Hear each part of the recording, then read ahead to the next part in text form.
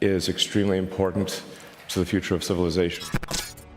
How Twitter tried to destroy Elon Musk with the FBI. Lawyers for Twitter said in a legal filing that Elon Musk is being investigated by federal authorities for his actions related to the $44 billion deal to buy the social media platform, and they asked Musk to hand over his communications with federal officials. This is the latest turn in the legal whirlwind surrounding the world's richest man and his troubled deal to buy Twitter for $44 billion. So, what is this investigation about? And how will it affect the current lawsuit between Twitter and Elon Musk? Welcome to the Tesla News Hangout. Today, we are going to look at why Elon Musk was under investigation by the FBI, as claimed by Twitter lawyers. So, stay tuned as we look into this. The FBI is looking into the $44 billion acquisition of Twitter by tech tycoon Elon Musk. The details come from a court document regarding the most recent development in the billionaire's continuing legal dispute with the social network, which was made public on Thursday. The petition mentioned that he was under investigation, but it did not disclose what kind of inquiry it was. The business stated in the court document that, "This game of hide the ball must cease." Twitter said that Musk's attorneys invoked investigative privilege to withhold the information it had asked for when it sued the head of SpaceX in July to pressure him into finalizing the purchase. Additionally, it said that despite its months-old request, Musk's lawyers had not turned over any correspondence with federal authorities.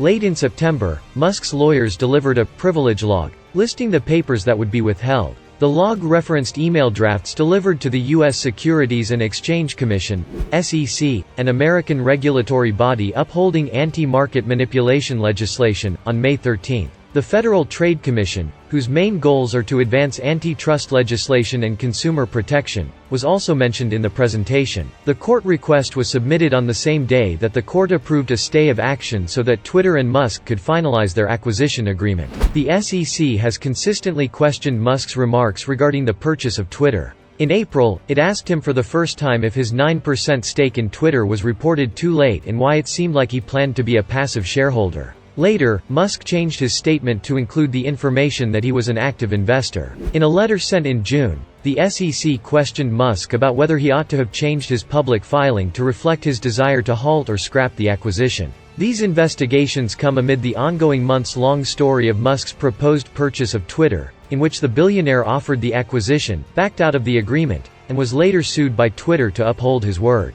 Just days before a trial to force the acquisition, the billionaire's side suddenly said that he would move forward with the agreement. Earlier this month, Musk made an offer to Twitter, saying that if the business dropped its legal action against him, he would change course and stick to his April deal to purchase all of Twitter's shares for $54.20 apiece. In Musk's plan, the deal's conclusion was subject to receiving the required debt funding. Both Twitter's legal team and his attorneys told the judge about their efforts to forge through their rivals' mistrust and reach a settlement. Twitter's stock declined 0.7% to settle at $51.63 in the afternoon on October 5. The stock reached its greatest point on October 4 following the agreement between Musk and Twitter that he would acquire the business in April. According to Musk, Twitter did not disclose sufficient information on the volume of spam and fraudulent accounts. He walked away from his $44 billion purchase plan in July due to persistent agreement violations. A portion of Musk's defense rested on allegations made by Twitter leaker Peter Zatko,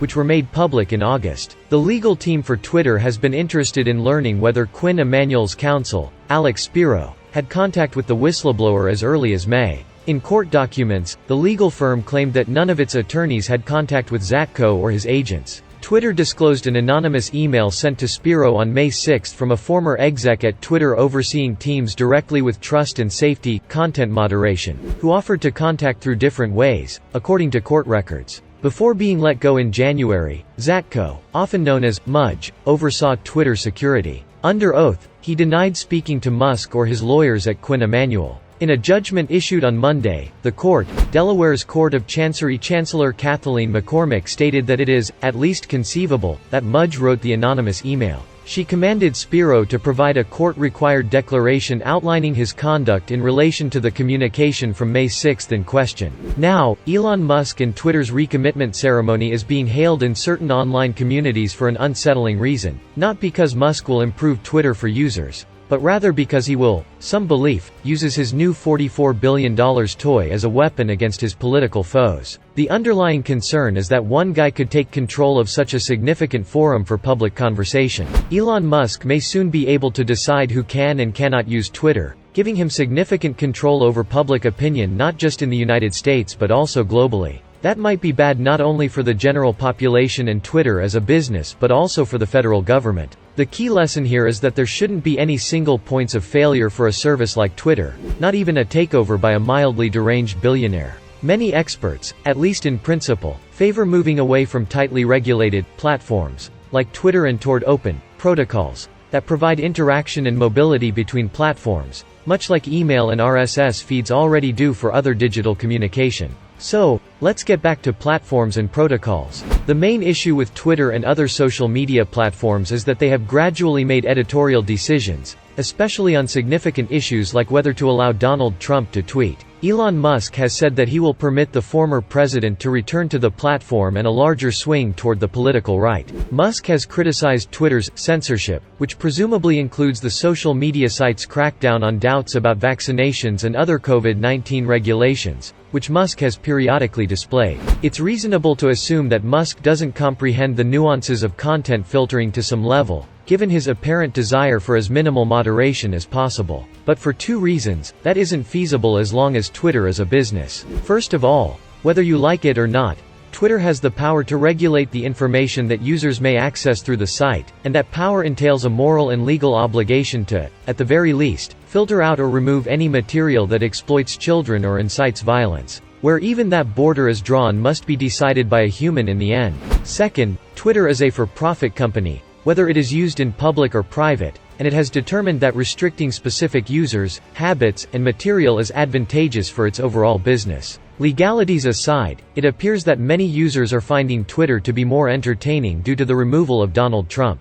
Notably, Musk will likely need Twitter's earnings to pay for his large acquisition, so once he's fully committed, his ambition to upend the status quo may diminish. These factors put Twitter and other businesses that provide full freedom of speech in a difficult position. For Twitter's founder and former CEO Jack Dorsey, who had to observe and occasionally manage the company's decline from the free speech wing of the Free Speech Party to what it is now, the problem was a severe source of frustration. Before Musk's takeover announcement, Dorsey urged Musk to completely redesign Twitter. In a text message from March, Dorsey told Musk that Twitter began as a protocol. It ought to have never been a corporation, for that was the first sin. But more importantly, a widely adopted social media protocol would eliminate the conflict between content hosting and moderation. Clients may use different algorithms to filter or rank the same stream of articles. This is similar to how different email systems handle spam in different ways. They may test several business models that were based on those various algorithms. That would allow Twitter and other content hosts to moderate material to the bare minimum without taking accountability for content's problematic edge cases. Simply put, businesses have determined that creating walled gardens is the best way to make money from social media. Even if there may be a viable path toward leveraging blockchain to develop an open social standard, the Web3 group hasn't had much more success than Twitter or W3C in the real world. The most well-known initiatives to build a blockchain-based open social layer have been poorly thought out and may have been little more than hurried money grabs motivated by trendy buzzwords. There are more reliable initiatives like the Lens protocol, but scaling them up will be a difficult and risky task. For the time being, it appears that even more of us than previously will be spending time in Elon Musk's universe. So, what do you think of the FBI's investigation of Elon Musk? And what about the future of Twitter? Please leave your thoughts in the comments section below, and do not forget to subscribe to our channel Tesla News Hangout, where we talk about Elon Musk, Tesla, and SpaceX. While you're at it, hit the bell so you never miss any of our videos, as more exciting ones like this are on the way. I'll see you at the next one. Myself and the other investors are obviously overpaying for